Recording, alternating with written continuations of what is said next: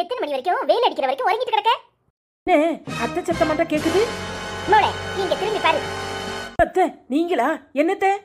என்ன ஆகுது மருமோளே? ஐயோ அத்தை, மணி 8 இருக்குன்னு நினைக்கிறேன்.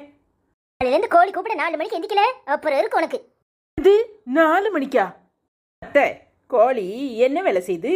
இட்லி அவிக்குதா, சட்னி அரைக்குதா, இல்ல சோறு பொங்குதா, கறி ஆக்குதா, குழம்பு வைக்குதா, கூட்டு வைக்குதா, இல்ல பாத்திரம் கழுவுதா, இல்ல துணி துவைக்குதா, இல்ல நீங்க கூப்பிட்ட உடனே தான் டான்னு வந்து உங்க முன்னாடி நிக்குதா? இல்ல ஒரு வேலையும் செய்யறது இல்ல. கோழி எத்தனை மணிக்கு தான் உறங்க போகுது?